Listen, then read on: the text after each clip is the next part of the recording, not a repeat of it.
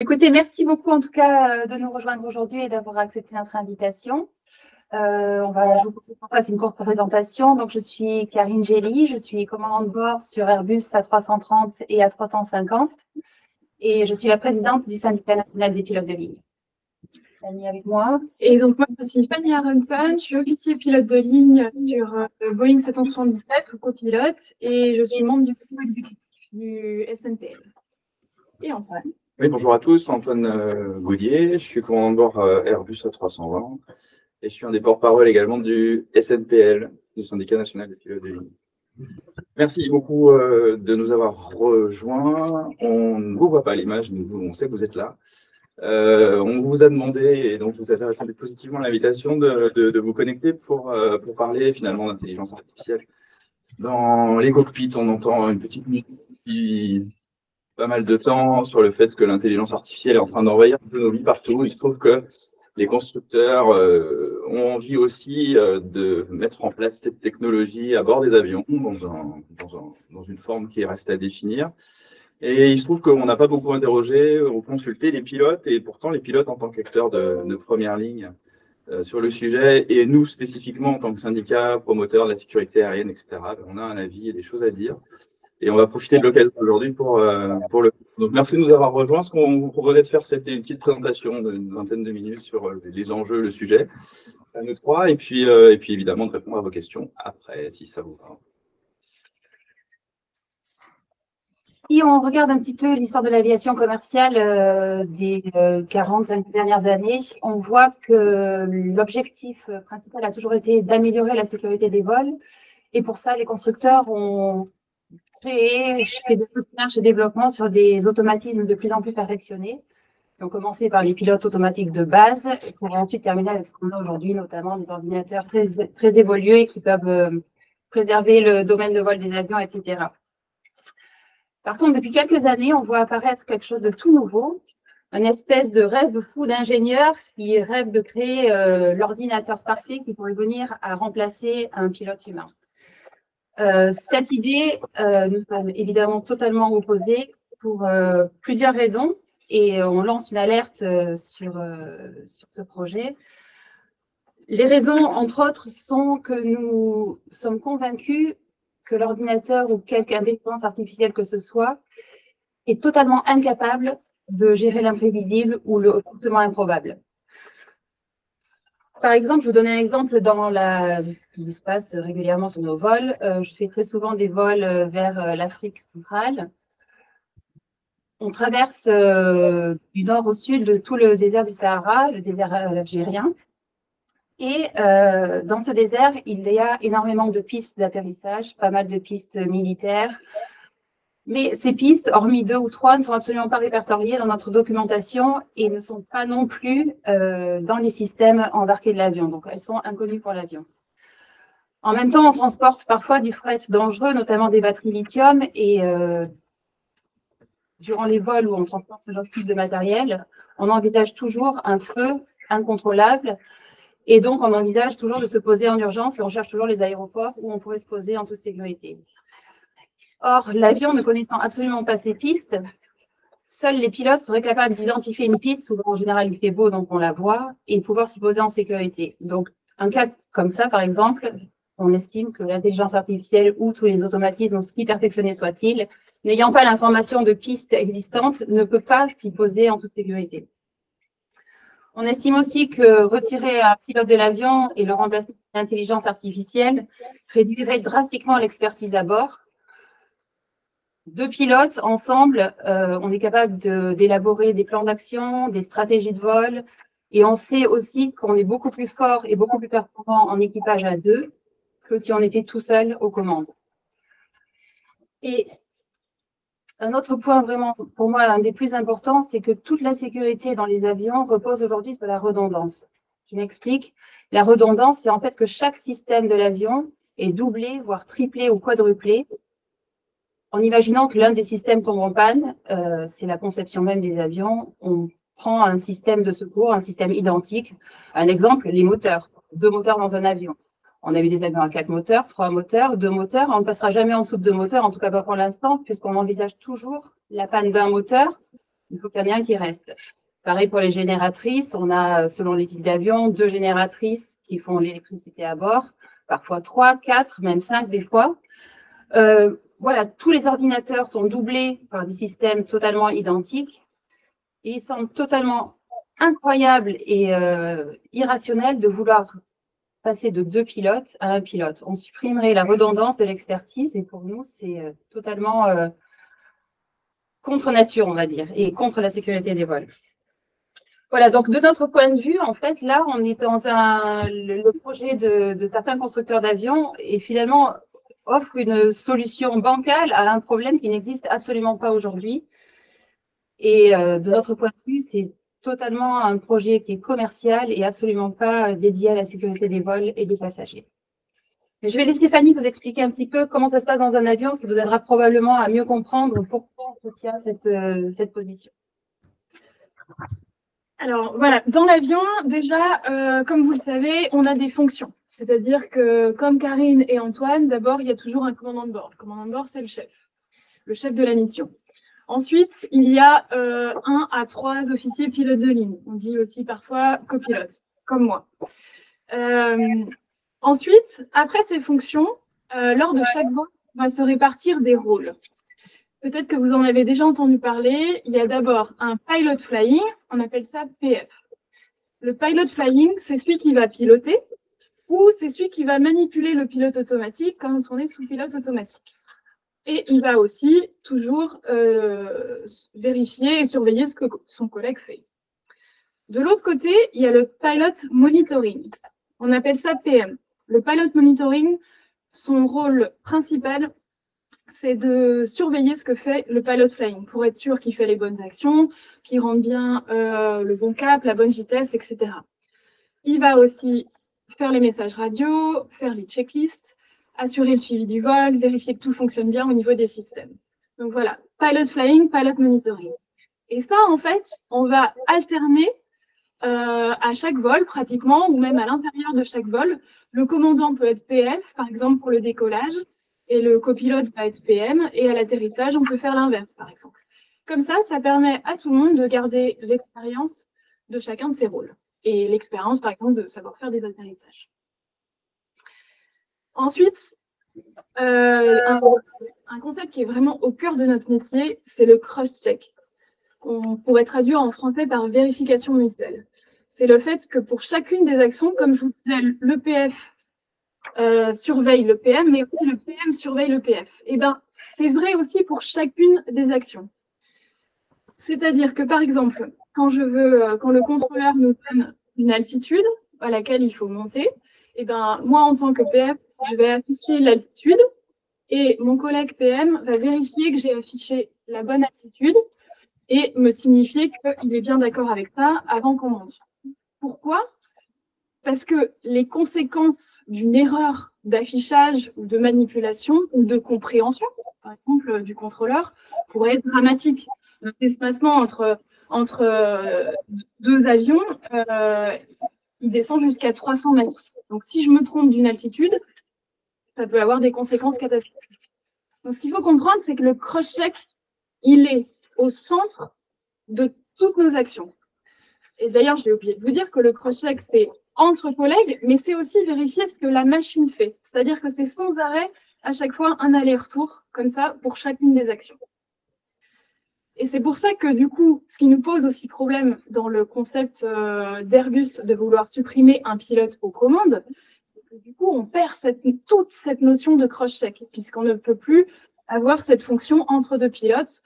On n'a plus que la fonction éventuellement entre pilote et machine, mais c'est beaucoup plus pauvre. Donc, encore une fois, quand on a 2 pilotes aux commandes, ça ne double pas simplement la compétence, en fait, ça la démultiplie. Alors sinon, qu'est-ce qu'on fait en vol? Qu'est-ce qui se passe une fois qu'on est en croisière? Donc en croisière, vous savez, on est sous pilote automatique. Ça nous permet de mieux gérer la fatigue. Alors, qu'est-ce qu'on fait? Eh bien, d'abord, on va vérifier que l'avion fonctionne bien. C'est-à-dire, on va vérifier la vitesse, on va vérifier que le pilote automatique fonctionne bien. Par exemple, il peut y avoir des turbulences qui sont qu'on a beaucoup de mal à prévoir d'ailleurs. Donc, c'est pour ça qu'on regarde sans arrêt nos paramètres de vol et on est prêt à réagir aux commandes parce qu'une évolution de vitesse, par exemple, il faut pouvoir réagir très vite.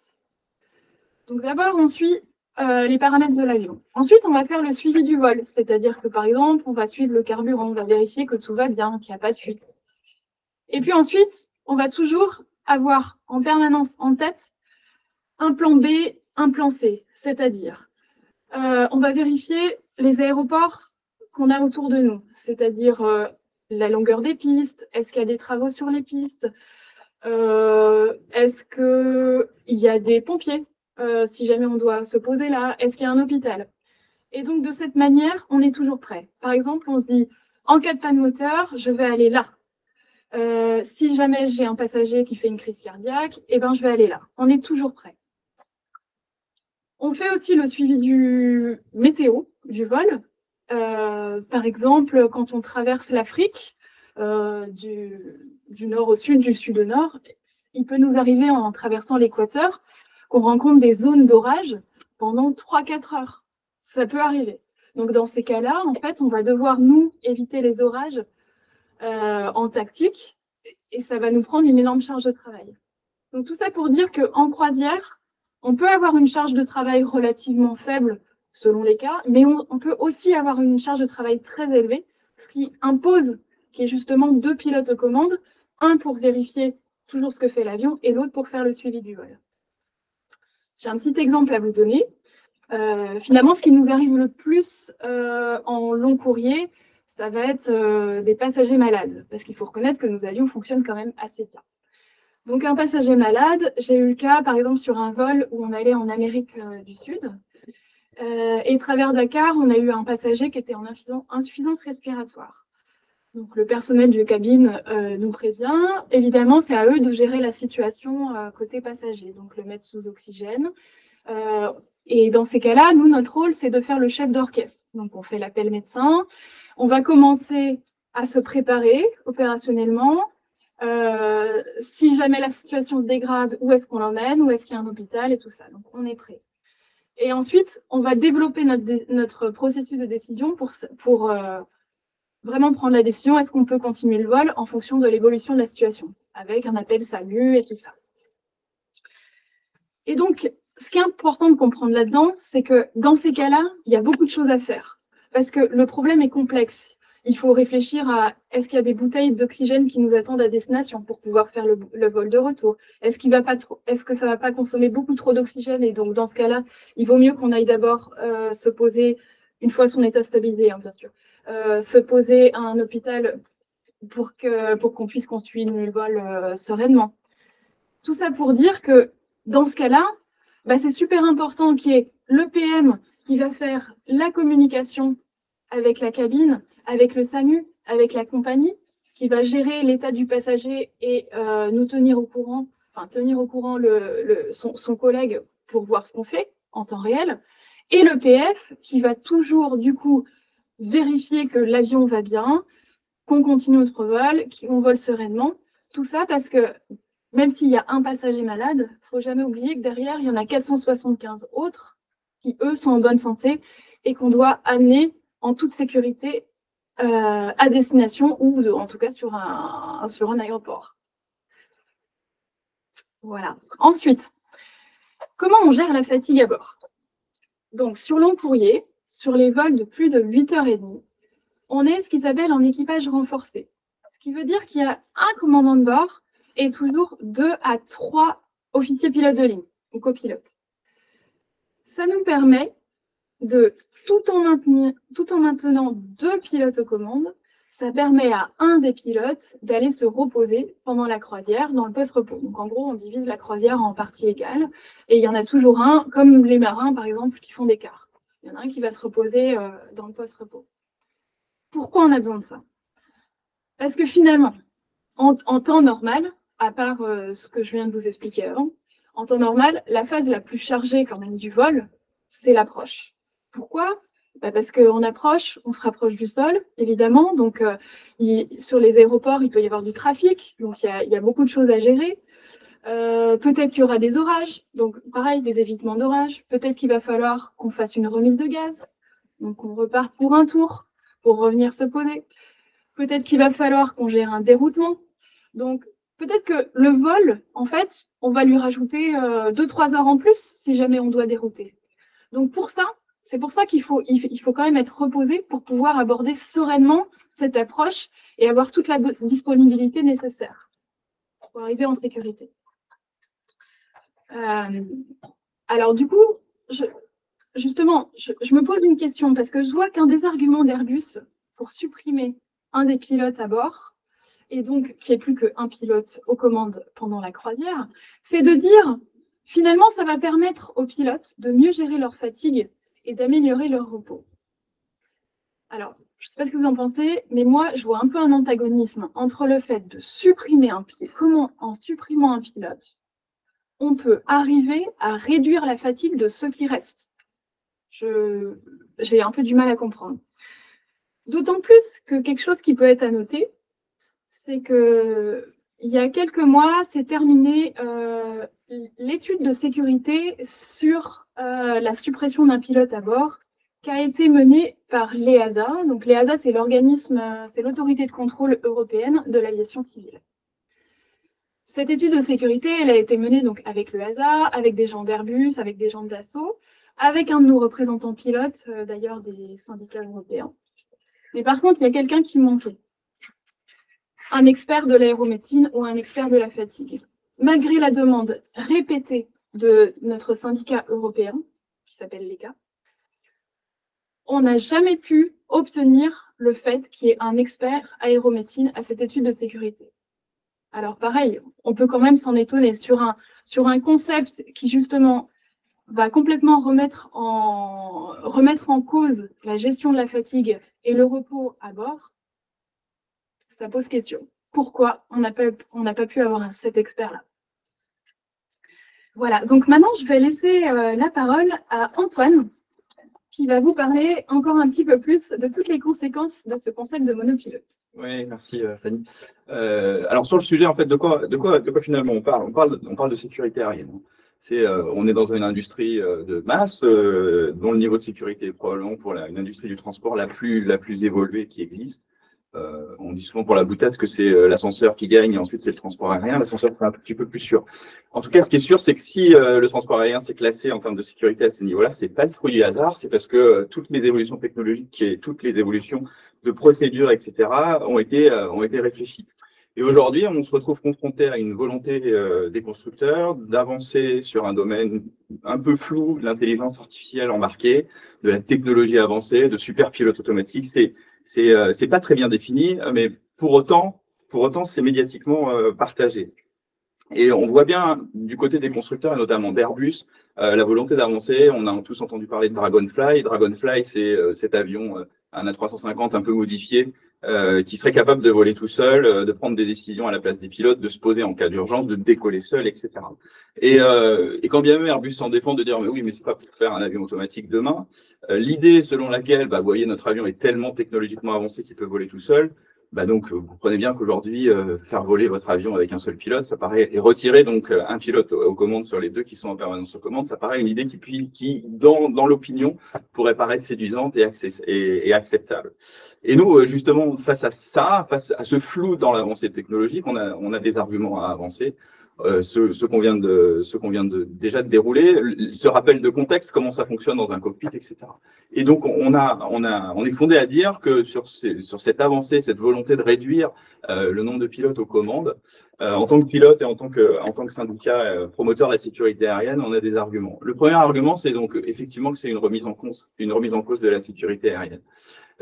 Pourquoi? Parce que la technologie embarquée, aussi avancée soit-elle, reste une technologie embarquée programmée. Et aujourd'hui, dans un avion, on sait très bien qu'il peut se passer de l'imprévisible. Et l'imprévisible, la technologie embarquée, globalement, elle sait pas faire. Elle sait faire ce pourquoi elle a été programmée. Si vous avez un exemple à donner, le plus archétypique du truc, c'est 2009, c'est l'accident de l'Hudson. On se souvient de New York en A320. Un avion qui perd ses deux moteurs en basse altitude au-dessus d'une grande ville, au-dessus d'une mégapole. OK, et deux moteurs perdus, ça peut être une procédure prévue par un constructeur. Ceci dit, c'est parce que ce jour-là, il y a eu 2 pilotes à bord qui ont réussi dans un cadre hyper contraint à se mettre ensemble et à trouver une solution qu'il y a eu 0 victime, en l'occurrence. Un avion dans une rivière, mais 100% des passagers sont sortis. Et que par la suite, d'ailleurs, des films l'ont assez bien montré, par la suite, l'intelligence embarquée, si elle avait pu prévoir ce genre d'incident, n'aurait pas réussi à sauver les occupants de l'avion. Donc, cette remise en cause au travers d'une technologie qui n'est pas encore aboutie et qui pose un problème remet en cause la sécurité aérienne à notre sens, et c'est pour ça qu'il faut s'en défendre aujourd'hui. Le deuxième argument, c'est que une technologie avancée, une intelligence artificielle dans un cockpit, c'est retirer un pilote aux commandes, c'est retirer une expertise existante. Fanny vient d'expliquer comment fonctionne la base d'un équipage dans un avion. C'est le cross-check. Grosso modo, c'est un homme, un autre homme, enfin un pilote, un autre pilote et un avion, et c'est une communication entre les trois. C'est-à-dire que l'un vérifie ce que fait l'autre, qui vérifie ce que fait l'avion, et c'est une boucle permanente. Vous retirez une personne de l'équation, certes, il reste un pilote et un avion, mais vous avez retiré un élément hyper important de ce système de base qui fait le fonctionnement de la sécurité aérienne aujourd'hui. Et donc, ça la remet vraiment en cause. Donc, retirer un pilote aux commandes, c'est réduire l'expertise du cockpit.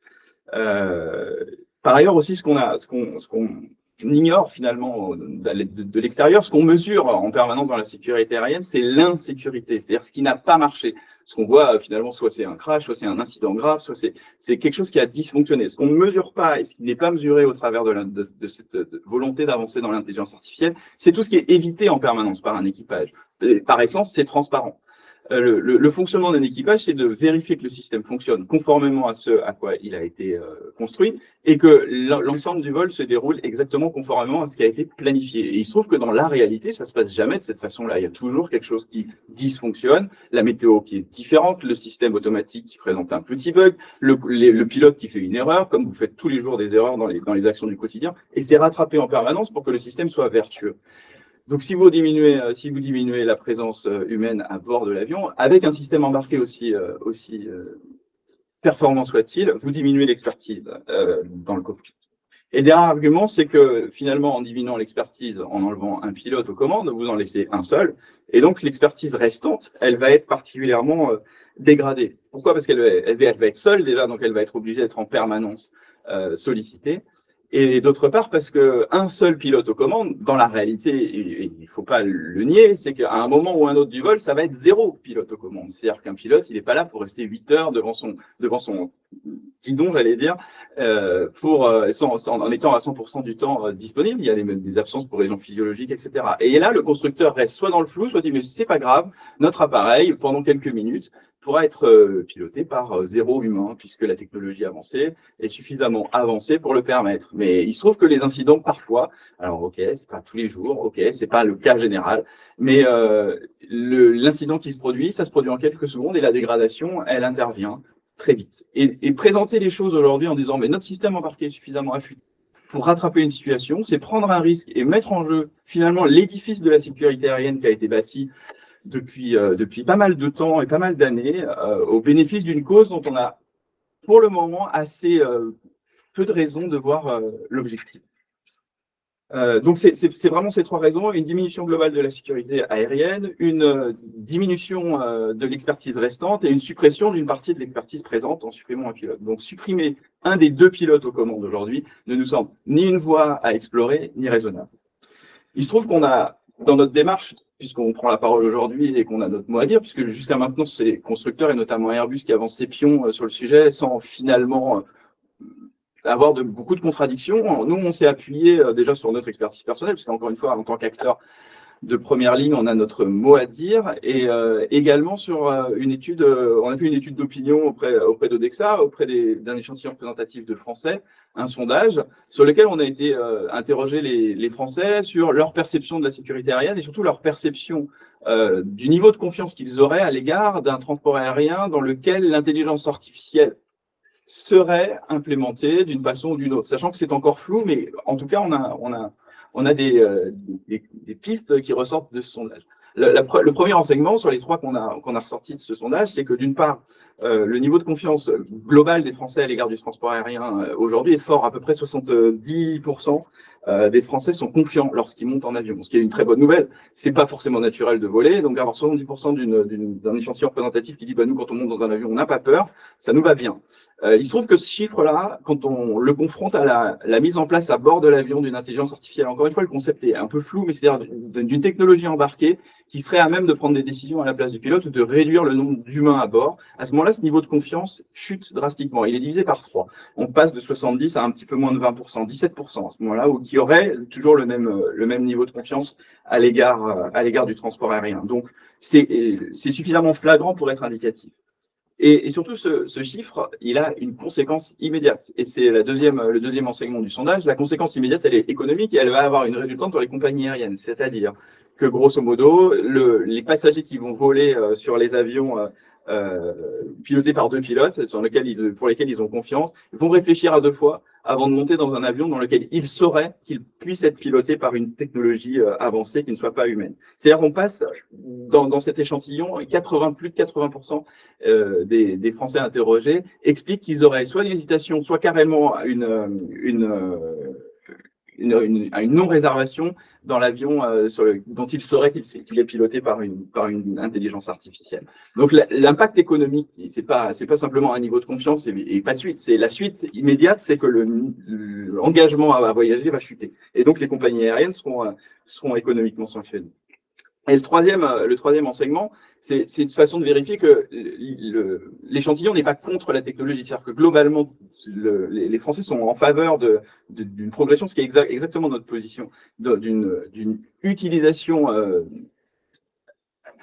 consciente de la technologie embarquée. Et que si cette confiance auprès de la technologie doit être maintenue, en tout cas, la confiance particulière est à l'égard de la technologie humaine. C'est-à-dire face à l'imprévisible, l'échantillon représentatif considère que c'est l'humain qui fait la différence et pas la machine. Et là, on est donc à 82% des Français qui considèrent que les systèmes ne doivent pas supplanter l'homme dans les avions. Donc voilà les enseignements du sondage qui vient mettre en perspective finalement la position qu'on a en tant qu'expert du système puisqu'on l'utilise au quotidien et face à l'échantillon représentatif des Français confrontés aux mêmes problématiques. Je vais repasser la parole à Karine pour ce petit… Je voulais juste rebondir sur ce que tu disais au niveau de la technologie, qui est super intéressant par rapport au sondage.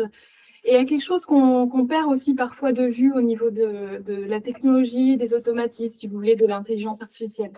C'est que l'humain est faillible, l'humain fait des erreurs, c'est vrai, c'est tout à fait vrai, on en fait tous. Hein. Mais par contre, la technologie aussi en fait. Preuve en est, dans nos documentations, que ce soit sur Airbus, sur Boeing, on est tous les pilotes d'Airbus ou de Boeing, il y a des bugs, en fait, dans les Airbus, dans les Boeing. Et pour ça, on a des procédures d'urgence à connaître par cœur et à appliquer immédiatement au cas où on serait justement dans ces situations de bugs, donc pour pouvoir réagir tout de suite. Ça, c'est la première chose. La deuxième chose, c'est qu'il y a une étude très intéressante de la FAA qui montre que les automatismes ont eu un comportement inattendu ou inexpliqué dans presque la moitié des accidents d'avion et dans 60% des incidents. Donc, quand on dit, on met souvent le focus sur l'erreur humaine.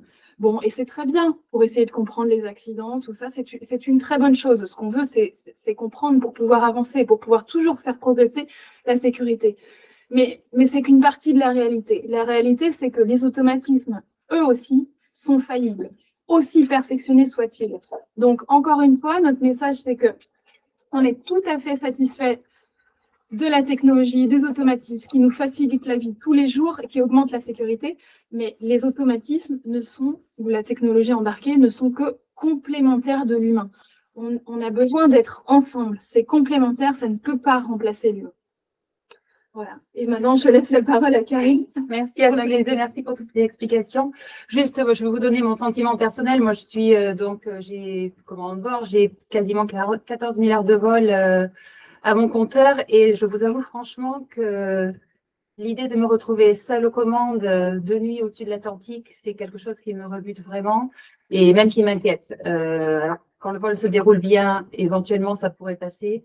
Mais au moindre bug, à la moindre panne ou au moindre dysfonctionnement, Je sais que je me retrouverai rapidement en surcharge de travail et que seul, c'est difficile de s'en sortir. Donc, je me mets à la place d'un jeune pilote qui n'a pas 1000 heures de vol et qui se retrouve dans la même situation, parce que ça arrivera dans ce cas-là. On aura un commandant de bord qui va rester seul, mais aussi un copilote qui va rester seul avec beaucoup moins d'expérience et d'heures de vol. Et je pense que l'issue pourrait être catastrophique.